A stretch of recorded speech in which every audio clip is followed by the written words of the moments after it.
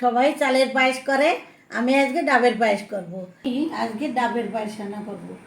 এই ডাবটা নিয়েছি, এটা এটা ডাব ঝুনো না, ডাবও না, ডাবের থেকে একটু নারকেলটা একটু শক্ত হালকা।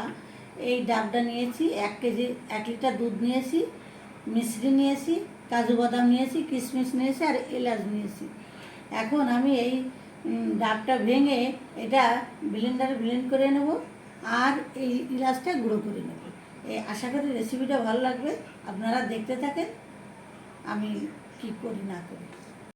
আমি দুধটা জাল দেওয়ার জন্য প্যানে দুধটা দিয়ে দিলাম। দুধটা ভালো করে জাল দিয়ে ঘন করে নেব।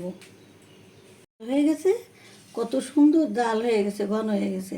এখন এর ভিতর আমি এই মিশ্রিটা দিয়ে দেব।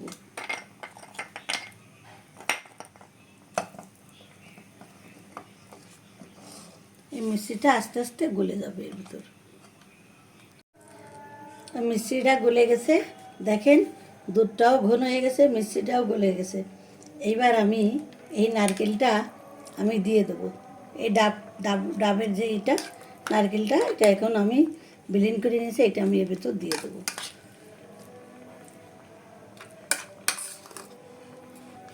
এইটা আমি এর ভিতরে এখন দিয়ে দেবো, নারকেলটা দিয়ে দিলাম সব।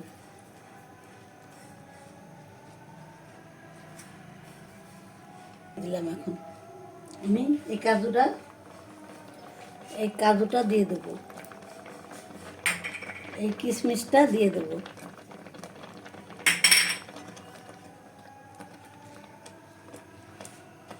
এটা আমার প্রায় হয়ে গেছে, দেখেন কত সুন্দর একদম ঘন হয়ে গেছে।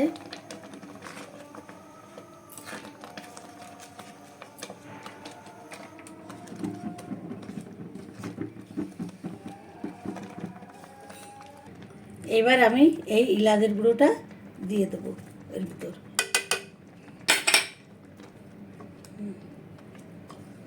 আমার ডাবের পায়েসটা সম্পূর্ণ হয়ে গেছে, এবার আমি নামিয়ে নেব। এখন এতে তুলে নেব।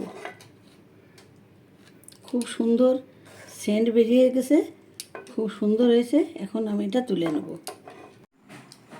দেখেন বন্ধুরা, আমি কত তাড়াতাড়ি এই পায়েসটা রান্না করে নিয়ে আসলাম। এই ডাবের পায়েস, এই ডাবের পায়েস খেতে খুবই ভালো লাগে, খুবই মজা। আপনারা বাড়িতে আমার ইউটিউব চ্যানেল দেওয়া আছে কীভাবে কী করলাম, আপনারা বাড়িতে এভাবে করে খেয়ে দেখবেন, অবশ্যই অবশ্যই ভালো লাগবে। আর ভালো লাগলে আমারে কমেন্টস করে জানাবেন। পরবর্তী ভিডিও নিয়ে আবার সবার সঙ্গে দেখা হবে। আর আজ এই পর্যন্তই। ভালো থাকেন, সুস্থ থাকেন।